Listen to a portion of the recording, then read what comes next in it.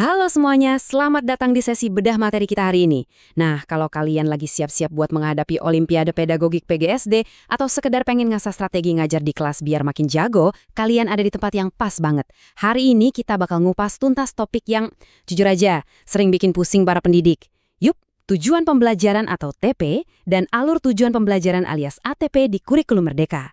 Kita bakal bareng-bareng ngubah dokumen-dokumen yang kelihatannya ribet ini jadi sebuah cetak biru pedagogik yang super jelas dan siap pakai. Yuk, langsung aja kita mulai. Agenda kita hari ini simple tapi padat.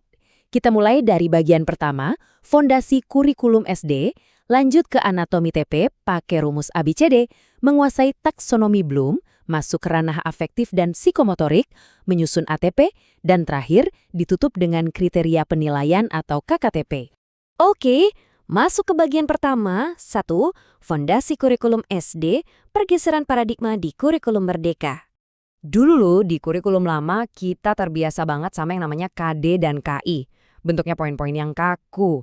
Gampang dibaca sih, tapi terkotak-kotak. Nah, di kurikulum Merdeka ini, pendekatannya beda 180 derajat. Sekarang kita dikasih capaian pembelajaran atau CP yang bentuknya itu paragraf komprehensif. Ini kayak cerita naratif yang langsung ngegabungin pengetahuan, sikap, sama keterampilan. Fleksibel banget.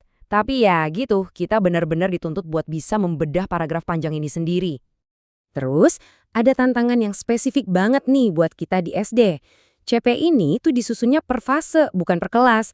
Fase A itu buat kelas 1 dan 2, fase B buat kelas 3 dan 4, terus fase C buat kelas 5 dan 6. Artinya apa? Materi di dalam satu CP itu dirancang buat diselesaikan dalam waktu 2 tahun.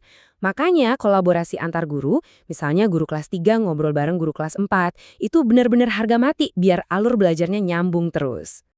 Jadi, pertanyaan besarnya sekarang, gimana dong caranya kita mecah paragraf gede yang buat 2 tahun ini jadi tujuan-tujuan harian yang spesifik dan terukur buat kelas kita? Nah, buat jawab itu kita masuk ke bagian kedua. 2. Anatomi TP alias mesin penggerak perencanaan pembelajaran. Kita butuh formula yang teruji. Formula ABCD ini ibarat penyelamat hidup buat nyusun TP. A itu audience, pastinya peserta didik kita. B itu behavior, kemampuan spesifik apa yang harus mereka lakuin, dan ingat kata kerjanya harus bisa diukur.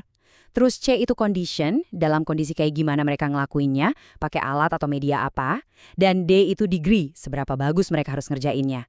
Urutan di kalimatnya sih bisa dibolak-balik bebas, yang penting 4 elemen ini wajib hadir ya. Biar lebih kebayang, coba deh kita aplikasikan ke materi matematika SD. Buat contoh pertama, fase A kelas 1. Peserta didik, ini audiensnya, mengisi nilai yang belum diketahui, ini behaviornya, dalam kalimat matematika sebagai condition, lalu dengan tepat sampai bilangan 100 itu degree-nya. Super jelas. Lanjut ke fase B, kelas 4. Peserta didik menyelesaikan masalah berkaitan dengan uang, menggunakan ribuan sebagai satuan secara akurat. Kalau kalian pakai rumus ini pas Olimpiade Pedagogik, dijamin kalian gak bakal salah bikin rumusan tujuan.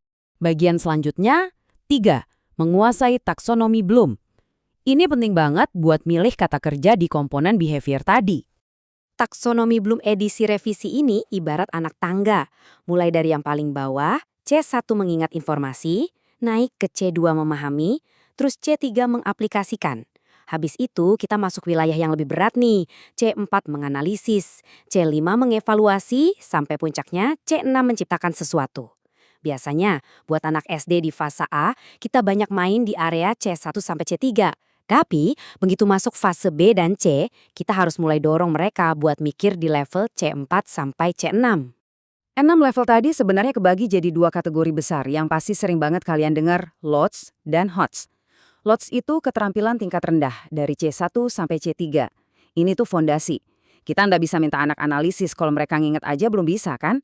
Tapi target utama kita di kurikulum Merdeka adalah bawa anak-anak nembus ke HOTS di C4, C5, dan C6. Di area inilah nalar kritis dan pemecahan masalah anak benar-benar diuji dan diasah. Coba perhatiin level kognitif tertingginya nih, level C6, menciptakan. Kata kerja operasionalnya itu beda banget. Alih-alih nyuruh anak cuma menyebutkan, kita nantang mereka buat menghasilkan, menyusun, atau mendesain. Di sini anak-anak nggak cuma pasif dengerin guru, tapi mereka yang aktif ngebangun sendiri pengetahuannya. Biar gampang, kita lihat contoh nyatanya di tujuan pembelajaran matematika fase B pakai KKO level C6 ini. Peserta didik dapat menyusun dan mengurai berbagai bangun datar. Nah, kata menyusun ini masuk banget ke ranah C6. Bayangin, anak dikasih berbagai potongan bangun datar, terus mereka harus secara fisik dan mental mikirin cara bikin bentuk baru dari potongan itu. Ini benar-benar brilian karena butuh pemahaman ruang yang tinggi banget. Oke, lanjut ke bagian 4, ranah afektif dan psikomotorik. Karena ya belajar itu bukan melulu soal ngisi otak. Pendidikan yang utuh itu juga harus nyentuh hati dan fisik siswa. Makanya kita punya ranah efektif yang fokus ngebentuk nilai, sikap, dan respon emosional. Yang mana nyambung banget sama profil pelajar Pancasila kan? Terus ada juga ranah psikomotorik yang ngukur kemampuan gerak fisik dan koordinasi anak. Buat ngerumusin indikatornya, kita juga pakai KKO khusus. Misalnya, buat afektif di matematika, kita bisa pakai A2 merespon. Peserta didik membantu temannya yang kesulitan ngukur panjang meja. Nah, buat psikomotorik, kita bisa pakai P3 presisi. Peserta didik bisa menempatkan penggaris persis dari titik nol waktu ngukur panjang buku. Spesifik banget dan gampang kan nilainya? Sekarang, masuk ke bagian 5. Menyusun ATP atau alur tujuan pembelajaran. Setelah punya TP yang lengkap, kita harus ngerangkai itu semua jadi ATP. Prinsipnya satu, harus linier, urut, dan gak bercabang. Di awal fase, kita kasih materi fondasi yang konkret. Masuk pertengahan fase, mulai deh pelan-pelan kasih yang lebih kompleks. Sampai akhirnya di ujung fase, anak-anak siap capai target akhirnya. Ingat, kalau TP kalian berantakan, ATP kalian bakal membingungkan, dan ujung-ujungnya, anak-anak yang bakal tersesat di kelas. Terakhir, bagian 6, kriteria penilaian atau KKTP. Gimana kita tahu anak-anak udah beneran paham? Kurikulum Merdeka bawa konsep kriteria ketercapaian tujuan pembelajaran. Di sini penilaian gak cuma soal kasih angka mutlak di kertas ulangan. Kita sangat disarankan pakai pendekatan deskripsi kualitatif. Kenapa? Karena ini ngasih umpan balik yang jauh lebih bermakna soal apa yang udah dikuasai anak dan apa yang masih kurang. Coba lihat contoh pendekatan deskripsi kriteria buat matematika fase B ini. Di kiri ada tujuan pembelajarannya. Terus di kanan kita terjemahkan jadi indikator yang bisa kita amati. Untuk mengukur panjang pakai satuan baku, indikator suksesnya, peserta didik dapat menggunakan penggaris untuk mengukur benda dalam sentimeter dengan akurasi tinggi. Ini kelihatan banget di mata kita.